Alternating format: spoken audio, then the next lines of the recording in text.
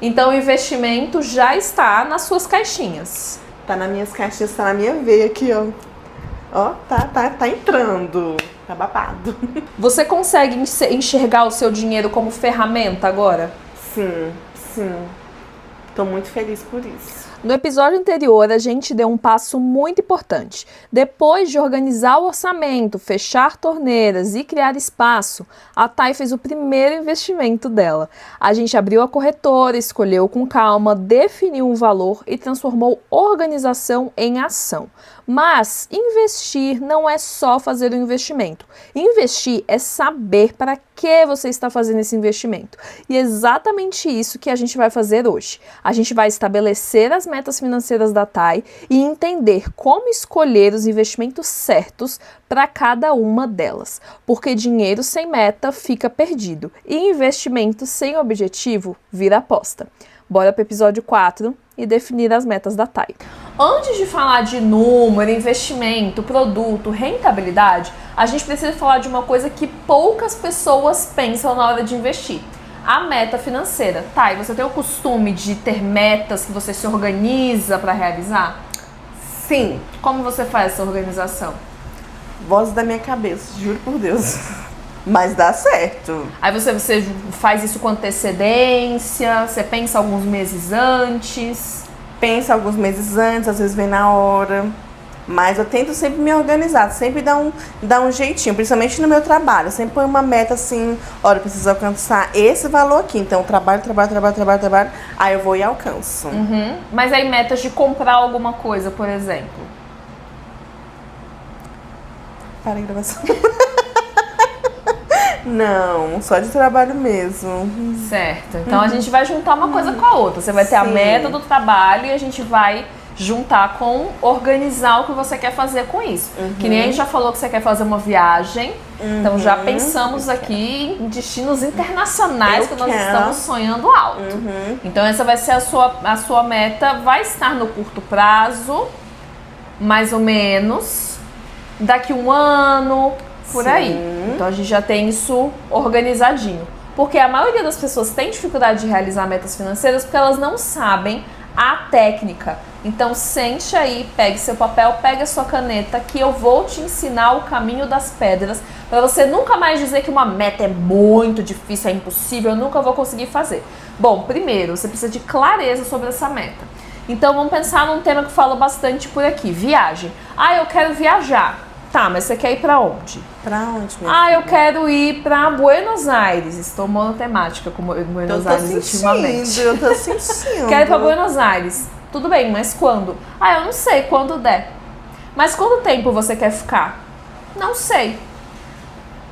Então você não tem uma meta, você tem um devaneio. É diferente. A meta, ela precisa vir acompanhada de detalhes. É a mesma coisa quando você se casar com alguém, por exemplo. Você não só fala, eu vou me casar com essa pessoa. Mas por que? Não sei, porque eu vou me casar com essa pessoa. Não, você a conhece. Você sabe quem é, você sabe as qualidades que você procura naquela pessoa, você sabe os planos de vida que você tem. É a mesma coisa com a sua meta. Você precisa namorar, noivar e casar com a sua meta. Colocar uma data para a realização da sua meta é extremamente importante. Porque afinal ninguém começa uma corrida, por exemplo, sem saber aonde é a linha de chegada. E quando a gente define a linha de chegada, a gente sabe em que ritmo precisa correr, quanto tempo a gente tem para chegar até lá, como o nosso corpo vai se comportar para chegar e a gente consegue se preparar para chegar à linha de chegada de maneira certa. E como é que ela vai funcionar? Primeiro, o que é a sua meta? Eu quero fazer uma viagem para Buenos Aires de 7 dias nas minhas férias. Beleza, temos o primeiro. Depois temos o quando. Precisa ter mês e ano. Então muita gente não determina mês e ano porque fala, mas eu nem sei, tá tão longe. Como eu já falei nos últimos episódios, o tempo vai passar de qualquer maneira. Só não vai passar se você for encontrar com Jesus. Mas se você não for encontrar com Jesus agora, o tempo vai passar. Então pode ficar tranquilo que todo mundo vai chegar lá e as chances de chegar lá são maiores. Se você ainda tá jovem, as chances são maiores do que você encontrar com Jesus antes.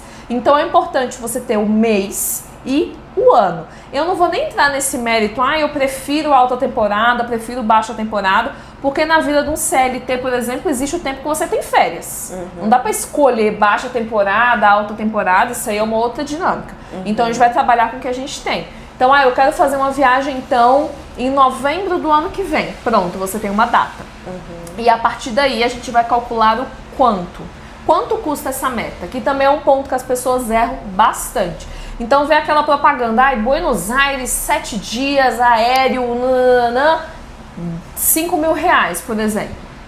Aí você chega lá para comprar, mas você não calculou o seu transporte lá, os passeios, a alimentação. E essa viagem que era 5 mil pode se transformar em 8 mil, de repente.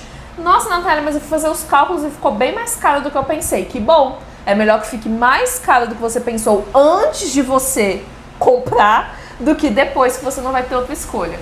Quem nunca foi para uma viagem que nos primeiros dias você tá lá, oba, muito legal, e nos últimos dias você tá comendo pão de forma com presunto? É absurdo. Exatamente, porque a gente não tem essa organização. Então, como você vai fazer a organização da sua meta? Você vai pensar em detalhes para fazer esse orçamento. Então, pensando na viagem, você vai pensar: hospedagem, eu quero uma hospedagem mais perto do centro ou mais distante? Se for mais distante, eu preciso gastar com transporte. Quanto que eu vou gastar com transporte? Natália, onde eu encontro essas informações? Na internet, more. Do mesmo jeito que vocês encontram as informações sobre a última edição do Big Brother, vocês também encontram essa informação. Ele está por todo lugar. Inclusive, se você digitar na busca, quanto custa fazer uma viagem econômica para tal destino? Vai aparecer, menina. O pessoal faz isso. Vocês acreditam? Você encontra em tudo que é lugar. Uma viagem econômica, uma viagem moderada e uma viagem ostentação. Olha. Não importa o destino, gente. Eu quero ir para Bangladesh. Alguém fez essa estimativa e ela está lá na internet pronta só para você utilizar. Então você vai saber exatamente quanto você vai gastar com a alimentação. Sempre arredondando para cima, tá? Então você vai pegar todos esses detalhes e calculou. Pronto, Natália, arranquei o band-aid, deu mais caro do que eu pensei, mas o que eu faço agora? Quantos meses você tem até a realização dessa meta? Você vai contar os meses puxando mais ou menos uns 3 meses para trás, porque geralmente a gente não vai pagar na semana da viagem, por exemplo, a gente vai pagar antes. E vai dividir esse valor por essa quantidade de meses. Todos os meses você vai colocar o seu valor ali dentro. Todos. Não é para tirar o dinheiro. Eu tive uma emergência, vou tirar o dinheiro dessa meta e fazer? Não. É para isso que serve a reserva de emergência. A reserva de emergência está pronta? Pois então, importante também. Natália, tem como eu equilibrar, montar minha reserva de emergência, minha aposentadoria, uma meta? Tem. Mas sempre naquele ponto, sempre adaptando a sua realidade. Não dá, por exemplo, para eu querer uma reserva de emergência de 12 meses, junto com a minha aposentadoria e uma viagem para Paris de primeira classe, sendo que eu ganho 7 mil reais. Tudo não terás, infelizmente. Mas a gente consegue adaptar. Uma reserva de 6 meses, com uma viagem, por exemplo, para onde? Que outro destino eu posso jogar? Vamos manter em Buenos Aires. A viagem para Buenos Aires, por exemplo. E a sua aposentadoria. A gente consegue equilibrar. Como eu digo todos os dias nos stories, foco na maratona, não no tiro de 100 metros. E investir é uma maratona. E você precisa ir dividindo a sua energia ao longo desse caminho. Ao invés de pensar, hoje eu vou investir 5 mil reais que eu tenho dentro da minha conta e da próxima vez eu vou investir só ano que vem. É mais inteligente que você invista 500 todos os meses, mas com constância. Porque no montante, pensando nos juros compostos, nós vamos transformar esse bolo em um bolo de muitas camadas e muito recheio. Então, esse é o importante na hora de montar a sua meta. É trabalhar com a realidade, então saber exatamente quanto ela vai custar e saber se ela vai se adaptar no tempo que você procura. Se dividindo esse valor pelo tempo que você tem até a viagem, você não conseguiu, então a gente precisa estender. Ou você pode pensar em maneiras de renda extra, por exemplo, como eu posso então conseguir mais dinheiro no mês, como é que eu consigo fazer essa adaptação. Mas é muito importante a gente saber exatamente quanto é. Natália, não é a mesma coisa que parcelar? Não, porque o parcelado, você não tem esse dinheiro subindo, porque ainda tem esse ponto. O valor que você vai guardando mês a mês vai rendendo. Então, no fim, o valor que você chega na realização é maior do que o valor que você precisava. Aí está o truque de mestre. Natália, minha meta vai demorar muitos meses, como é que eu faço? Você precisa de um porquê. É por isso que funciona muito essa história de mapa dos sonhos, você ter assim no fundo de tela o que você está procurando, porque de fato investir todo mês não vai ser aquela grande empolgação, não vai ser um passeio na Disney. Nossa, estou me divertindo muito. Não vai ser, vai ter mês que você vai falar, nossa, eu tô botando esse dinheiro pra quê? Então você precisa recordar por que você está juntando esse dinheiro. Então, ter um mapa dos sonhos, por exemplo, é uma opção. Você colocar ali e saber pelo que você está fazendo e se lembrar que aquele dinheiro que você está guardando é para algo que você queria muito fazer. E na hora de escolher o investimento para essa meta. Se nós estamos falando sobre metas de dia a dia, então eu quero comprar um carro, quero fazer uma viagem, quero comprar um eletrodoméstico para minha casa, a gente vai continuar na nossa querida renda fixa. Natália, para renda variável? A renda variável, ela pode funcionar para metas de longo prazo. Para a gente contar com aquele valor, metas de longo prazo. Então, eu quero ter uma renda passiva na minha aposentadoria, eu quero construir um patrimônio para deixar para os meus filhos. Aí a gente funciona e a gente consegue fazer uma estimativa mais ou menos. Mas para o cálculo exato, a gente se mantém lá na renda fixa. Então vamos relembrar conceitos que nós vimos nos episódios anteriores. Então, Natália, eu tenho uma meta de médio prazo. Procurar títulos que são pré-fixados, como a gente falou, que são ideais para metas de 2 a 4, 5 anos mais ou menos. Meta de longo prazo, IPCA, sempre protegendo. E as metas de até 2 anos, temos que deixar lá nos juros, Selic ou CDI. Ponto muito importante na hora de escolher, a liquidez, porque a gente já sabe que a liquidez é o que vai definir se a gente pode ou não resgatar o nosso dinheiro. Então não adianta eu querer um dinheiro para daqui 1 ano e pegar um título que tem liquidez no vencimento e ele só vai vencer daqui 2. Então a liquidez é muito importante. Olhem sempre a liquidez dos investimentos que vocês escolhem, porque depois não adianta chorar e você pode perder dinheiro nessa brincadeira. Então você vai pensar indexadores, liquidez e, óbvio, o valor mínimo. Porque também não adianta eu querer fazer... eu quero fazer uma meta que todos os meses eu vou juntar R$500, mas o investimento que eu escolhi tem valor mínimo de R$1.000. Natália, então eu posso juntar R$1.000 por 2 meses? Não. Não. Procure um investimento que se adapte ao valor mínimo que você tem. E você vai montando todos os meses aquela meta. Natália, eu quero uma opção de aposentadoria, sempre no IPCA. Pode ser outros tipos de tesouro IPCA, menos o Educa Mais, porque como eu falei, ele só vai te entregar o valor por 5 anos, porque ele é ideal para educação universitária. Mas pode ser o Renda Mais Aposentadoria, pode ser o IPCA Mais com juros semestrais. E como é que funciona? Esse é um ativo muito legal. Você coloca o seu valor todos os meses lá dentro. E a cada 6 meses você recebe na sua conta o que rendeu daquele investimento. Então o valor que você investiu continua lá dentro ainda rendendo, mas o rendimento veio para você. Então essa é uma maneira de diminuir o risco daquele investimento, porque todos os meses você recebe. Todos os meses não, a cada 6 meses você recebe esse valor na sua conta. Então qualquer título de IPCA para aposentadoria a gente recomenda. Natália, previdência privada. Previdência privada é uma outra categoria de investimento que a gente tem que pensar em várias outras variáveis, então aqui só falaremos da nossa querida renda fixa. Então, aposentadoria sempre no IPCA. Natália, a reserva de emergência, outro ponto que as pessoas erram bastante é na reserva de emergência. Por quê? Ela vai conter de 6 a 12 meses do seu custo de vida mensal. O que é o custo de vida? É o que custa te manter sobrevivendo todos os meses. Então, a sua alimentação básica, as suas contas fixas e os seus custos de trabalho, por exemplo, você que tem um negócio. Então, os seus custos de trabalho também a gente vai colocar. Você pode ter uma reserva só para o seu negócio, ou você pode incluir o seu negócio, as contas fixas do seu negócio e da sua pessoa física ali dentro, e a gente consegue fazer esse trabalho de 6 a 12 meses se você for autônomo. Por exemplo, se você for concursado ou CLT, a gente pode colocar de 3 a 6 meses. Mas sendo autônomo, a gente recomenda 12, porque a gente não sabe o que pode acontecer. Como aconteceu a pandemia, Deus o livre, está repreendido.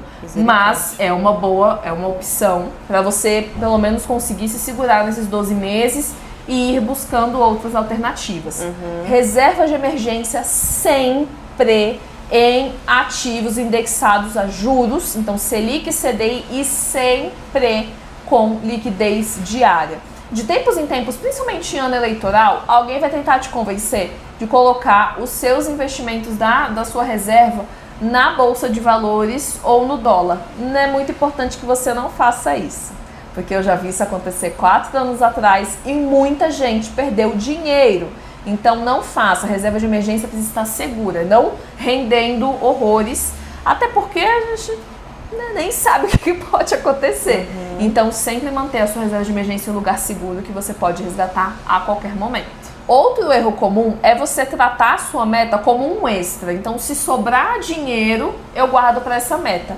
Não, a meta vai entrar nas caixinhas. Lembram-se que uma das caixinhas que a gente falou lá no segundo episódio é a caixinha de dinheiro para guardar e investir. É ali que vai entrar a sua meta. Então, não é se sobrar dinheiro, você vai guardar o dinheiro logo no início do mês. Então, naquele momento que você está dividindo o salário entre as contas que você tem para pagar, o dinheiro para guardar também precisa estar ali. É o famoso se pague primeiro. Então, primeiro você paga você e depois você pensa no resto. Então, ele precisa estar ali dentro, todos os meses. Natália, eu posso ficar 3, 4, 5 meses sem investir? Aí a gente não tem princípio de ter a meta. Não tem pra que nós temos a meta se nós vamos criando regras freestyle aí no meio do caminho. Então ela vai entrar como essencial e vai entrar mensalmente. Tá, e a partir de agora, o que vai mudar conhecendo essa maneira de organizar as metas financeiras? Eu vou ser uma pessoa muito mais organizada, porque até nada do passado era extremamente desorganizada. Agora, Brasil, vocês vão conhecer a organização em pessoa. Ela existe, sou eu. Então, além da sua aposentadoria e a sua reserva de emergência, qual meta você sonha em realizar? Viagem. Eu quero viajar, eu quero conhecer o mundo. Agora eu tenho certeza que a Thay vai conseguir realizar metas que antes pareciam muito distantes. Simplesmente por ela agora saber quanto ela ganha, ter essa organização, ter se tornado uma grande investidora e saber exatamente para onde ela vai. Ela não se sente mais perdida no meio do caminho. Ela já encontrou para onde ela quer ir e agora é só seguir o mapa. Hoje faz mais sentido do que no início do reality? Faz. Minha cabecinha tava meio aérea, agora eu mergulhei profunda agora e agora eu tô só nadando pra ficar Roberta Justa. E agora, o que você sente que tem de diferente na Thay, investidora e planejadora de metas? Que agora, minha filha, eu vou crescer para riba. Já tô falando até um pouco espanhol, porque eu vou viajar para fora do Brasil, vou falar espanhol. Vocês vão ver, gente, nossa, bafo. Eu vou crescer. Hoje a gente fez algo muito importante. A gente deu direção para o dinheiro, transformou o investimento em estratégia, mostrou que cada meta pede um tipo de investimento, um prazo e um nível de risco diferentes. É assim que o dinheiro deixa de ser confuso e passa a fazer sentido. No próximo episódio, a gente fecha essa jornada com a Thay. Vamos olhar para tudo que mudou, o que foi construído, os aprendizados e os próximos passos. É o último episódio onde a gente sai do caos e entra na clareza.